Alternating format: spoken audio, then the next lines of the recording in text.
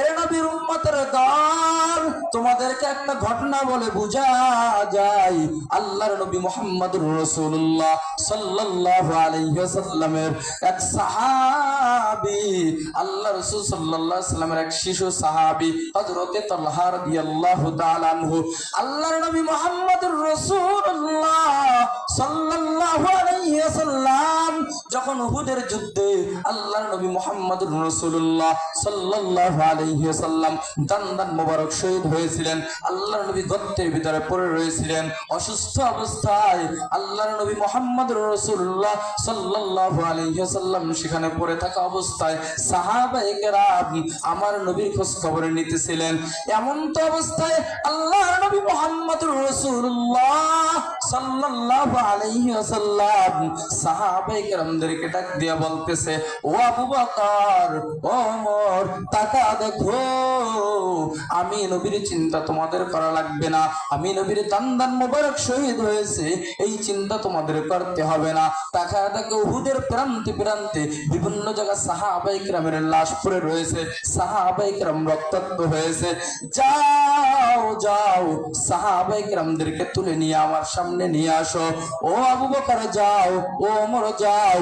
আবু বকর বলতেছে, ওমর রাদিয়াল্লাহু তাআলা আনহু বলতেছে, ও নবী গো, আপনাকে যদি এই যুদ্ধের ময়দানে এমনিও তো দান মোবারক শহীদ করেছেন, এমন তো অবস্থায় যদি আপনাকে আমি ফেলে চলে যাই, আপনার শরীরে কাফের বেঈমান ইহুদিরা আঘাত করবে, ও নবী আমরা তো সহ্য করতে পারবো না। কিন্তু আমার দয়ার নবী, মায়ার নবী, রাহমাতাল লিল আলামিন, আল্লাহ পাক রব্বুল আলামিন যাকে রাহমাতাল লিল আলামিন বলে ঘোষণা দিয়েছেন, আল্লাহ পাক রব্বুল আলামিন কোরআনে পাকের ভিতরে বলেন, ওয়া মা আরসালনাকা ইল্লা রাহমাতাল লিল আলামিন।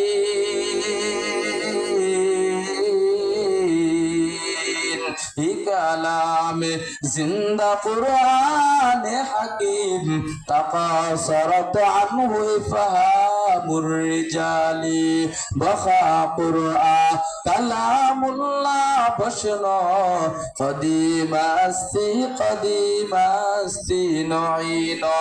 এর নবীর উম্মতের দল, তাকাও আমার মায়ের নবী তার নিজের চিন্তা করেন নাই। আমার মায়ের নবী উহুদের যুদ্ধে বলতেছে, ও সাহাবায়ে কেরাম যাও যাও, আমি আল্লাহর কসম খেয়ে বলতেছি আমার ইবাদত তোমাদের করতে হবে না। সাহাবায়ে কেরামের কার কি হালত, উহুদের বিভিন্ন প্রান্তে প্রান্তে রক্তাক্ত হয়ে পড়ে রয়েছে।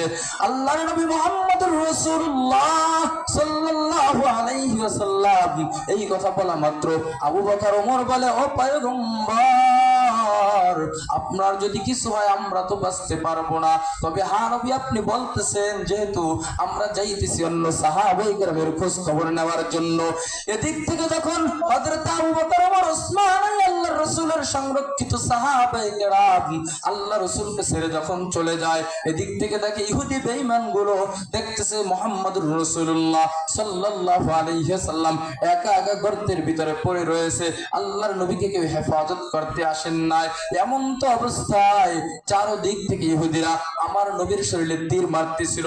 এমন তো অবস্থায় আল্লাহর নবী মুহাম্মদুর রাসূলুল্লাহ সাল্লাল্লাহু আলাইহি ওয়াসাল্লামের একজন ছোট্ট সাহাবী হযরতে তালহা রাদিয়াল্লাহু তাআলা আনহু আল্লাহর নবী মুহাম্মদুর রাসূলুল্লাহ সাল্লাল্লাহু আলাইহি ওয়াসাল্লামের শরীরের যেদিক থেকে তীর মারতেছিল সেদিকেই হযরতে তালহা রাদিয়াল্লাহু তাআলা আনহু বুক পেতে দিয়েছিল। এর নবীর উম্মতের দল, দেখো সাহাবায়ে কেরাম নবীর জন্য কতটা পাগল ছিল।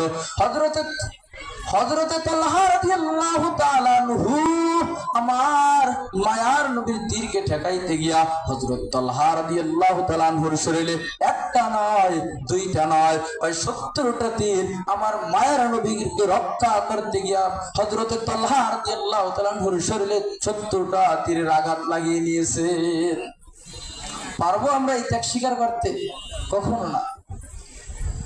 হযরত তালহা রাদিয়াল্লাহু তাআলা আনহু 70টা তীরের আঘাত পাওয়া সত্ত্বেও হযরত তালহা রাদিয়াল্লাহু তাআলা আনহু ফোফা কাঁদতেছেন।